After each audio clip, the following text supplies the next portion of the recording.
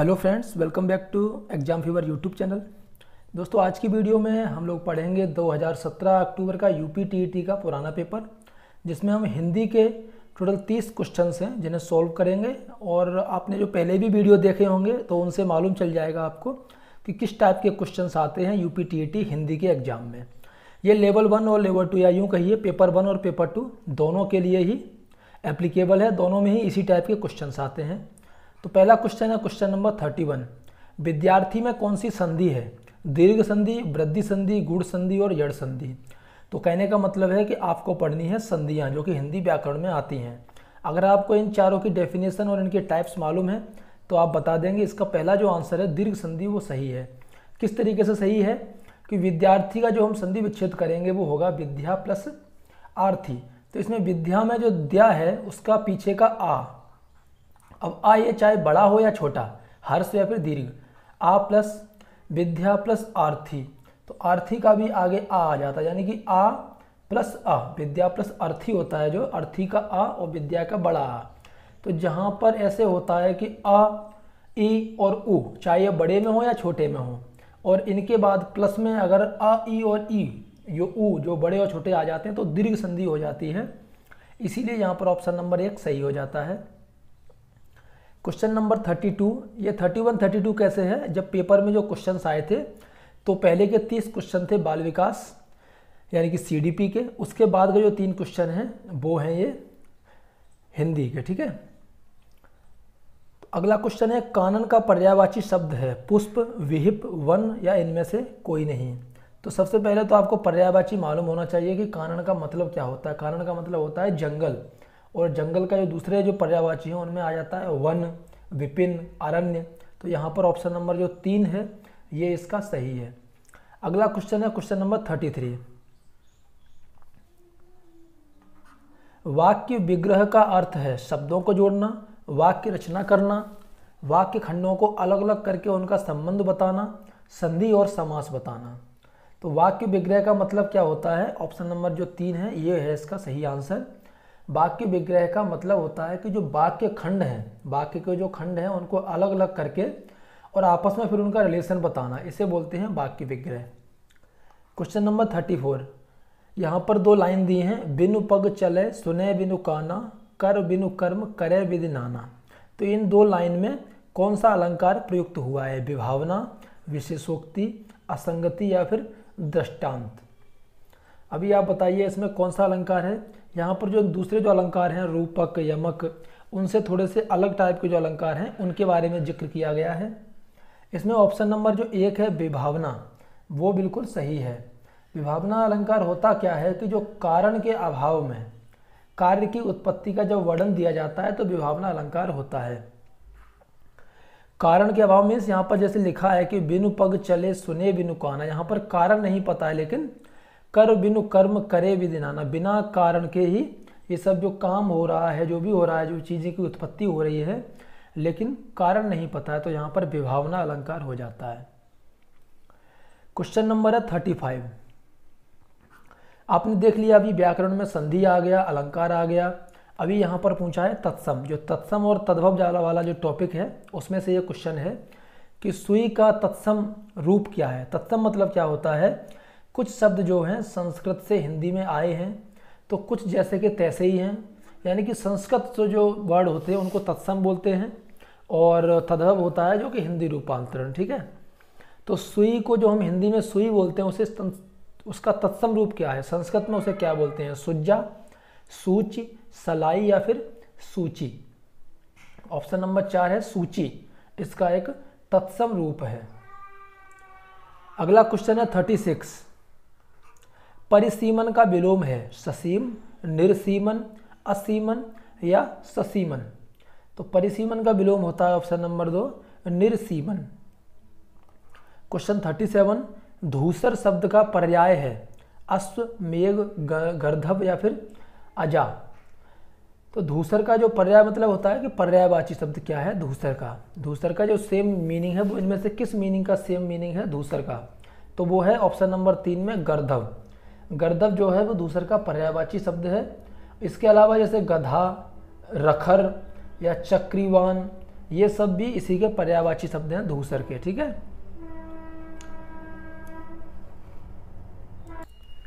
अगला है question number 38। यहाँ पर ये एक सेंटेंस दिया है, इस पूरे के लिए इन चारों में से कौन सा शब्द यूज होगा? धूतों या फिर जीवों द्वारा होने वाला दुख, आधिदैविक, आधि भौतिक, आधिदैहिक या आत्मघाती। तो इसका ऑप्शन नंबर 3 सही है, वो है आधिदैहिक। जो आधिदैहिक शब्द है इसका मतलब होता है जीवों द्वारा होने वाला दुख। क्वेश्चन 39, ऊँट की चोरी निहुरे निहुरे, इसका अर्थ क्या होता है? जान जोखिम में डालना, बड़े काम छिपकर नहीं किए जा सकते, उद्दंड व्यक्ति की दुष्टता या किसी की वस्तु किसी दूसरे को देना। तो इसका ऑप्शन नंबर 2 सही है कि अगर ऊँट की चोरी जैसे आप करते हैं फॉर एग्जांपल, तो ऊँट को छिपाना बहुत मुश्किल काम है, इसी तरीके से बड़े काम को छिपा करके नहीं किया जा सकता है। ऑप्शन नंबर 2 इसका सही आंसर है। अगला चलेंगे क्वेश्चन नंबर 40 के ऊपर। 40 क्वेश्चन क्या बोलता है कि पंकज में कौन सा समास है? द्वंद्व, दिगु, कर्मधारय या फिर बहुब्रीहि। सबसे पहले इसका आंसर मैं आपको बता देता हूँ, वो है बहुब्रीहि समास। अभी इसका एक्सप्लेनेशन क्या है कि जब पंकज का हम संधि विच्छेद करेंगे तो क्या आएगा? पंक प्लस ज। ठीक है ना। अब इसमें क्या होता है कि पंक में पैदा हो जो, अगर इसका हम पूरा मीनिंग देखेंगे, पंकज यानी कि पंक में जो पैदा हो यानी कि कमल। तो जिस प्रकार से पूरे के पूरे पद में इसमें क्या है, पंक प्लस जा में कोई भी पद एक तो प्रधान नहीं है और दोनों पद मिलकर के एक तीसरे पद की ओर जब संकेत करते हैं तो वहाँ पर कौन सा होता है? बहुब्रीहि समास। पंक मतलब होता है कीचड़, कीचड़ में जो पैदा होता है उसे क्या बोलते हैं? कमल। एग्जाम्पल भी आपने देखा होगा कि बोलते हैं लोग कीचड़ में ही कमल खिलता है। तो बहुब्रीहि समास की परिभाषा आपको यहाँ से मालूम चल जाएगी कि जब दो पद मिलकर के किसी तीसरे की ओर संकेत करते हैं और दोनों ही पद में से कोई भी पद प्रधान नहीं होता है। क्वेश्चन नंबर है 41, आयोग वह कहा जाता है महाप्राण को, अनुस्वार एवं विसर्ग को, संयुक्त व्यंजन को या फिर अल्प प्राण को। तो आयोगवाह जो होते हैं वो होते हैं अनुस्वार और विसर्ग को। ठीक है, आयोगवाह अनुस्वार और विसर्ग को ही कहा जाता है, आपने पढ़े भी हो गए व्याकरण में। क्वेश्चन नंबर है 42, यहाँ पर लाइन दी है दो, एक और अजगरह लख, एक और मृगराय, बिकल बटोही बीच ही पर्यो मूर्छा खाए। तो इन जो पंक्ति है इनमें कौन सा रस यूज किया गया है? रौद्र रस, वीर रस, भयानक रस और करुण रस। तो इसमें यूज किया गया है भयानक रस। ये पूरी की पूरी जो कंपनी है, वो जो पंक्ति है इसमें भय के बारे में बताया गया है, तो यहाँ पर भयानक रस आ जाता है। 42 का ऑप्शन नंबर 3 सही है। क्वेश्चन नंबर 43, यहाँ पर ये जो कॉमा में दिया गया है से, तो से विभक्ति निम्न में से किस कारक के लिए प्रयुक्त होती है? कर्ता, कर्म, संप्रदान या कर्ण। आपने सुना भी होगा, पढ़ा होगा कर्ता ने कर्म को, तो ऐसे ही से कब आता है वो आपको बताना है। तो ऑप्शन नंबर 4 है यहाँ पर कर्ण। जब पूरी की पूरी लाइन आप पढ़ेंगे तो मालूम चल जाएगा कि जो से विभक्ति है वो कर्ण कारक के लिए प्रयुक्त होती है। जैसे कर्ता ने कर्म को कर्ण से, संप्रदान के लिए अपादान से, संबंध का की के और अधिकरण में पर, संबोधन है अरे। तो ये सब इनके साथ में विभक्ति के साथ में जो कारक आते हैं, तो इसीलिए कर्ण से जो कारक है ये आ जाता है। 43 का ऑप्शन नंबर 4 आप समझ गए। अभी क्वेश्चन नंबर है 44, उसने नहाकर भोजन किया। इस वाक्य में नहाकर निम्न में से किस क्रिया का उदाहरण है? संयुक्त क्रिया, प्रेरणार्थक क्रिया, द्विकर्मक क्रिया या पूर्वकालिक क्रिया। तो इसमें ऑप्शन नंबर 1, ऑप्शन नंबर इसका 3 सही होगा, वो है द्विकर्मक क्रिया। ठीक है, याद रखिए इस चीज को, इसमें आएगा ऑप्शन नंबर 3 द्विकर्मक क्रिया। अगला है क्वेश्चन नंबर 45, निम्न में से वाचन शिक्षण की विधि नहीं है? ध्वनि साम्य विधि, अनुध्वनि विधि, व्याख्या विधि, समवेत पाठ विधि। वाचन शिक्षण, जो ये वाचन शिक्षण होता है यानी कि वाचन मीन्स बोलने का शिक्षण, बोल के जो शिक्षण कराया जाता है उसकी कौन सी विधि नहीं है इसमें से? तो चौथा नंबर है वो है समवेत पाठ विधि। जो समवेत पाठ विधि है वो वाचन शिक्षण की विधि नहीं है। 46 नंबर है, निम्न में से अभिव्यक्त्यात्मक उद्देश्य है? स्वानुभूत विचारों व भावों को अभिव्यक्त करना, साहित्य क्या रसास्वादन करना, धैर्यपूर्वक सुनना या भाषा और साहित्य में रुचि। ऑप्शन नंबर 1 सही है इसका, स्वानुभूत विचारों और भावों को अभिव्यक्त करना। अभिव्यक्त्यात्मक उद्देश्य है इनमें से।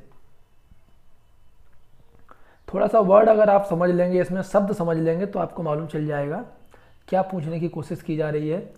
क्वेश्चन नंबर 47 है कि हिंदी साहित्य के इतिहास के संबंध में modern vernacular literature of Hindustan किसने लिखा है?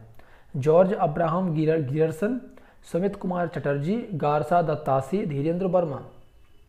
तो ऑप्शन नंबर 1 सही है इसमें, George Abraham Grierson. Modern vernacular literature of Hindustan इन्होंने ही लिखा था, जो कि हिंदी साहित्य के संबंध में है। क्वेश्चन नंबर 48 है, यहाँ पर 3 लाइन दी हैं कि ब्रहनी बावरी सी भई, ऊंची चढ़ी अपने भवन में, टेरत हाय दई, ले अंचरा मुख असुवन पोंछत उगरे गात सही। तो ये पंक्ति का रचयिता कौन है? सहजोबाई, मीराबाई, झीमाचारिणी या दयाबाई? ऑप्शन नंबर 2 है मीराबाई, इसका सही आंसर है। अभी बहुत ही अच्छा क्वेश्चन है। क्वेश्चन नंबर है कि हिंदी का पहला पत्र कौन सा है? उद्दंत मार्तंड, इतिहास तिमिरनाशक, बनारस अखबार या हरिश्चंद्र मैगजीन? तो हिंदी का जो पहला पत्र है वो ऑप्शन नंबर 1 है, उद्दंत मार्तंड है। और ये क्या एक वीकली पत्र था, साप्ताहिक पत्र था। पंडित जुगल किशोर ने सन 1826 में इसका संपादन किया था। इस चीज को याद रखें आप।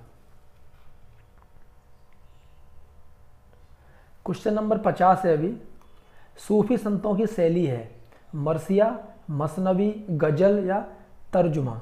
जो सूफी संत हैं उनकी शैली क्या है? वो है मसनवी। ऑप्शन नंबर 2 इसका सही होगा। अगला है क्वेश्चन नंबर 51, गुड़िया भीतर गुड़िया, इसके रचनाकार कौन है? कृष्णा सोवती, मैत्रेयी पुष्पा, प्रभा खेतान, उषा प्रियंबदा? ऑप्शन नंबर 2 है इसके मैत्रेयी पुष्पा, इसके सही आंसर है। इन्होंने ही गुड़िया भीतर गुड़िया की रचना की थी, ये आत्मकथा है। क्वेश्चन नंबर 52 है, 100 अजान एक सुजान, इसके रचनाकार का नाम है बद्री नारायण चौधरी, बालकृष्ण भट्ट, बालमुकुंद गुप्त, सरदार पूर्ण सिंह? तो बालकृष्ण भट्ट ने ये रचना की थी 100 अजान एक सुजान, और 1892 में उन्होंने इस उपन्यास को लिखा था। तो ये क्या है? एक उपन्यास है, इसको आप याद रखें।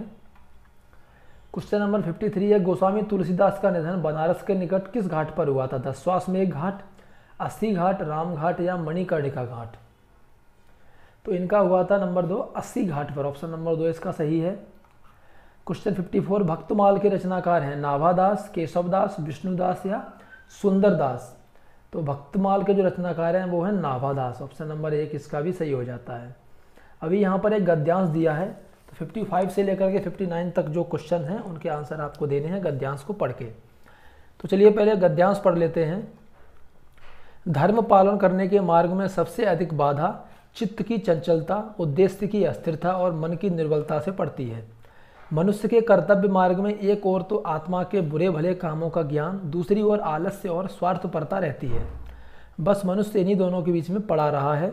अंत में यदि उसका मन पक्का हुआ तो वह आत्मा की आज्ञा मानकर अपना धर्म पालन करता है, पर उसका मन दुविधा में पड़ा रहा है तो स्वार्थपरता उसे निश्चित ही घेरेगी और उसका चरित्र घृणा के योग्य हो जाएगा। इसलिए यह बहुत आवश्यक है कि आत्मा जिस बात को करने की प्रवृत्ति दे उसे बिना स्वार्थ सोचे झटपट कर डालना चाहिए।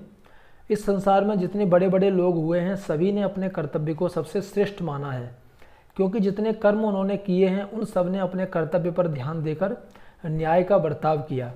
जिन जातियों में यह गुण पाया जाता है वे ही संसार में उन्नति करती हैं और संसार में उनका नाम आदर से लिया जाता है। और जो लोग स्वार्थी होकर अपने कर्तव्य पर ध्यान नहीं देते वे संसार में लज्जित होते हैं और सब लोग उनसे घृणा करते हैं। कर्तव्य पालन और सत्यता में बड़ा घनिष्ठ संबंध है। जो मनुष्य अपना कर्तव्य पालन करता है वह अपने कामों और वचनों में सत्यता का बर्ताव भी रखता है। सत्यता ही एक ऐसी वस्तु है जिससे इस संसार में मनुष्य अपने कार्यों में सफलता पा सकता है, क्योंकि संसार में कोई काम झूठ बोलने से नहीं चल सकता। झूठ की उत्पत्ति पाप, कुटिलता और कायरता से होती है। झूठ बोलना कई रूपों में दिख पड़ता है, जैसे चुप रहना, किसी बात को बढ़कर कहना, किसी बात को छिपाना, झूठ मूठ दूसरों की हाँ में हाँ मिलाना आदि। कुछ ऐसे लोग भी होते हैं जो मुंह देखी बातें बनाया करते हैं पर करते वही है जो उन्हें रुचता है, और ऐसे लोग मन में समझते हैं कि कैसे सबको मूर्ख बनाकर हमने अपना काम कर लिया, पर वास्तव में वे अपने को ही मूर्ख बनाते हैं और अंत में उनकी पोल खुल जाने पर समाज के लोग उनसे घृणा करते हैं। तो ये तो पढ़ लिया आपने पैराग्राफ। अभी देखेंगे यहाँ पर क्वेश्चन नंबर 55 से लेकर के 59 तक। तो पहला क्वेश्चन है, धर्म पालन करने में बाधा डालने वाली प्रवृत्तियाँ कौन सी हैं? कमजोर मन, उद्देश्य का निश्चित ना होना, चंचल मनोवृत्ति का होना, धर्म का ज्ञान ना होना, आलस्य की अधिकता या जानकारी की कमी। तो इसका सही आंसर क्या होगा अगर आप सोचेंगे तो पहला ऑप्शन जो है वही सही है कि कमजोर मन का होना, अपने जो उद्देश्य है उसका निश्चित ना होना और चंचल मनोवृत्ति का होना धर्म पालन करने में बाधा डालने वाली एक प्रवृत्ति है। क्वेश्चन नंबर 56 है अभी, संसार के बड़े बड़े लोगों ने सबसे श्रेष्ठ माना है। संसार में जो भी बड़े लोग हुए हैं गद्यांश के अनुसार उन्होंने सबसे श्रेष्ठ किसको माना है? उत्तम चरित्र को, सदाचार को, परोपकार को, अपने कर्तव्य को। तो अपने कर्तव्य को उन्होंने सबसे श्रेष्ठ माना है। 56 का ऑप्शन नंबर 4 सही है। 57 है, निर्बलता शब्द में उपसर्ग और प्रत्यय का सही विकल्प है। निर प्लस बल प्लस ता, निर प्लस बल प्लस ता या निर्बलत आ, निर्बल अता। 57 का ऑप्शन नंबर जो 1 है, निर प्लस बल प्लस ता, ये सही आंसर होगा। क्वेश्चन नंबर 58, कायर की भाववाचक संज्ञा है अकायरता, कायरत्व, कायरपन, कायरता। जो कायर जो शब्द है इसमें भाववाचक संज्ञा क्या होगी? तो वो है ऑप्शन नंबर 3, सॉरी इसका ऑप्शन नंबर 4 सही होगा, वो है कायरता। जो कायर की भाववाचक संज्ञा होती है, ना कि कायरपन। क्वेश्चन 59, अपना मतलब निकालने वाला, इसके लिए उचित शब्द क्या है? स्वार्थी, स्वार्थपरता, स्वार्थपरक या कुटिल। अपना मतलब कौन निकालते हैं? वो लोग स्वार्थी होते हैं जो सिर्फ अपने बारे में सोचते हैं। क्वेश्चन 60 में 4 क्वेश्चन दिए, 4 जो वर्ड दिए हैं, वाक्य दिए हैं, इनमें से शुद्ध वाक्य कौन सा है? खेतों में लंबे लंबे घास उगाए, परशुराम के क्रोधाग्नि ने क्षत्रियों को जला दिया, गलियों को चौड़ा करना आवश्यक है, वृक्षों पर कोयल कूक रही है। तो ध्यान से सोचिए फिर बताइए। ऑप्शन नंबर इसका वैसे 3 है कि गलियों को चौड़ा करना आवश्यक है। वाक्य लिंग वचन कारक आदि की दृष्टि से शुद्ध है।